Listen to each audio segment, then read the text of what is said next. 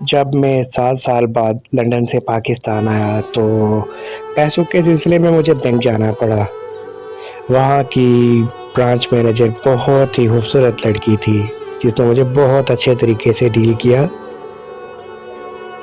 اپنے بینک کے معاملات نپٹانے کے بعد میں اپنے گھر آیا تو کچھ ہی دیر بعد مجھے اس کی کال آئی کہ آپ اپنا ID کارڈ جو ہے وہ بینک میں بھول گئے۔ تو میں نے ان سے کہا کہ میں اپنا ID کارڈ جو ہے وہ کل آ کے لے جاؤں گا، لیکن شام کو ہی چھٹی کے بعد وہ میرے گھر آ گئی اور کہنے لگی کہ میرا گھر آپ کے گھر کے قریب ہی ہے، تو میں نے سوچا کہ کیوں نہ میں آپ کا ID کارڈ آپ کو آپ کے گھر میں ہی آ کے واپس کر دوں۔ میری ماں نے اسے چائے کا پوچھا اور اس نے ہاں کر دی اور ہم لوگوں نے اکٹھے بیٹھ کر چائے پی۔ وقت گزرنے کے ساتھ ساتھ وہ میری والدہ کی بہت اچھی دوست بن گئی تھی اور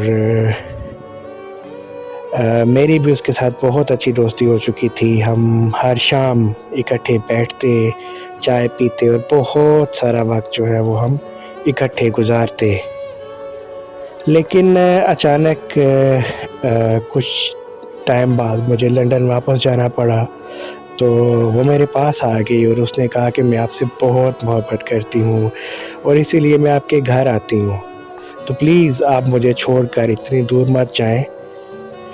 یہ بات سن کر میں بھی بہت خوش ہو گیا، کیونکہ میں بھی دل سے اسے بہت زیادہ محبت کرتا تھا، لیکن میں ڈرتا تھا کہ میرے اظہار سے شاید ہماری دوستی ہی نہ ختم ہو جائے۔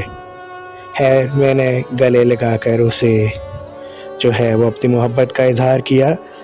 ہم دونوں فیملیز کی آپس میں بات ہوئی اور بائی دا اینڈ ہمارا جو ہے وہ رشتہ پکا ہو گیا۔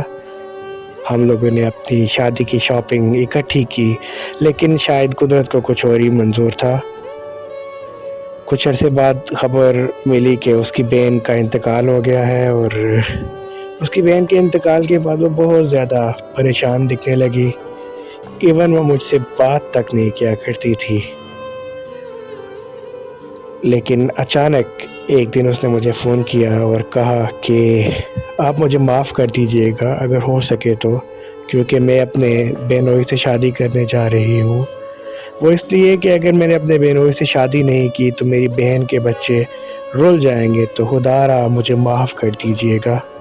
اور اس کے بعد روتے ہوئے اس نے کال کاٹ دی۔ اس کے بعد اس کی شادی کے 2 دن پہلے میں لندن چلا گیا، اور اب جب میں لندن سے پاکستان واپس آیا، میں پاکستان واپس نہیں آنا چاہتا تھا، لیکن اپنی ماں کے اصرار پر، اپنی ماں کے زور پر میں پاکستان واپس آیا، تو مجھے پتہ چلا کہ وہ لڑکی آج بہت خوش ہے اپنی فیملی کے ساتھ، اپنے ہسبینڈ کے ساتھ۔ لیکن حقیقت تو یہ ہے کہ میں اس سے بہت محبت کرتا ہوں، اور زندگی کے آخری دم تک میں اس سے محبت کرتا رہوں گا۔